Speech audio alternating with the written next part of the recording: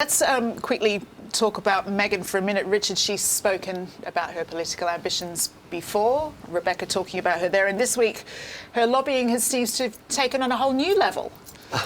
It's just so fascinating watching Meghan's career progress, because I've always thought she was set for politics, and that really does seem to be borne out. You know, I mean, they will have hated not being at COP26. I mean, just a chance to talk to the whole world, you know, with Prince William there. And one thing in the Queen's speech, which I think will have been genuinely hurtful for Harry, was no reference to him. The Queen talked about how that her husband's environmental concerns were being built on by his son Prince Charles and by his grandson Prince William. And no mention of Harry, even though the environment is something that Harry's felt very strongly about through the years, has spoken about, and he's even launched initiatives like Travelist to try and you know, do something for the environment. So I think that will have been hard for him.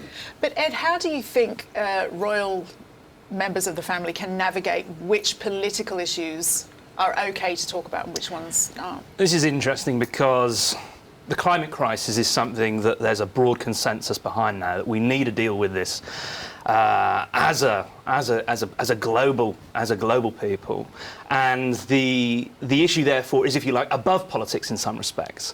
Everybody can get behind this idea that we must make big changes, and yet at the same time the royal family, they can offer, if you like, this supporting role, advocating that we must make changes, but they're not going to be the people to solve the climate crisis. That's got to come from governments, so they can continue with this advocacy, but it's the governments that need to step up and make the difficult decisions that are going to affect us all, in order to come up with the solutions that will save the planet. And I do think what's so new is this story today about Meghan cold-calling Republican senators in the US and using her title, saying, "Hi, it's the Duchess of Sussex here," is very interesting development. And this is something that Meghan, Harry couldn't do if they were working members of the British royal family. It is constitutionally improper to be engaging with politicians, to be trying to shift opinion, and use your influence, your privilege, your power to try and get your way in terms of political change. But do you think that Republican senators or any American politicians feel like they need to sit up and take notice because the Duchess of Sussex has called them?